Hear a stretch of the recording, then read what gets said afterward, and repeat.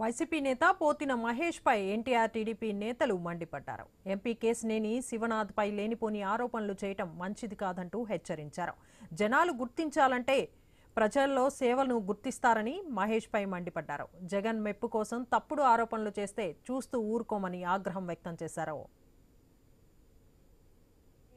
అమ్మవారి ఉత్సవాల గురించి ఎంపీ గారు పట్టించుకోకుండా విజయవాడ ఉత్సవం మీదే కాన్సంట్రేషన్ చేశారని ఆయన చెప్పడం జరుగుతుంది.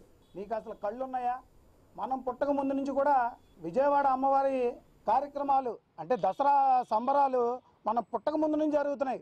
అయితే ఈరోజు ఈ విజయవాడ ఉత్సవం అనే కార్యక్రమాన్ని ఆయన ప్రతిష్టాత్మకంగా తీసుకొని అంటే మైసూర్లో జరిగే కార్నివాల్ ఏ విధంగా అయితే జరుగుతుందో దాన్ని తలదనే విధంగా విజయవాడ ప్రజలకి ఆహ్లాదకరమైన వాతావరణాన్ని కల్పించి మన విజయవాడ ప్రజలు సంతోషపడే అంటే ఒక్క విజయవాడ నుంచే కాదండి, ఓవరాల్గా ఆంధ్రప్రదేశ్ ఇతర రాష్ట్రాల నుంచి కూడా ఈ కార్నివాల్ని చూసే విధంగా ఈరోజు ఈ కార్యక్రమాన్ని మన పార్లమెంటు సభ్యులు కేశినేని శివనాథ్ చిన్ని గారు 7 నియోజకవర్గాల ఎమ్మెల్యేలు కలిసి ఈ కార్యక్రమాన్ని చేపట్టడం జరుగుతుంది.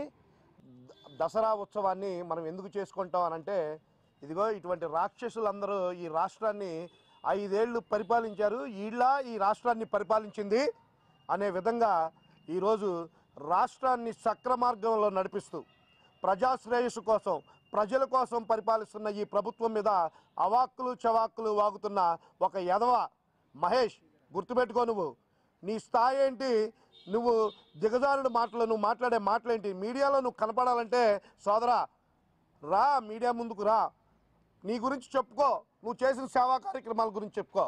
విజయవాడ పట్టణం గురించి మాట్లాడే అర్హత ఈ రాష్ట్రాన్ని పరిపాలించిన మాజీ పరిపాలకులకి ఎవరికీ అర్హత లేదు.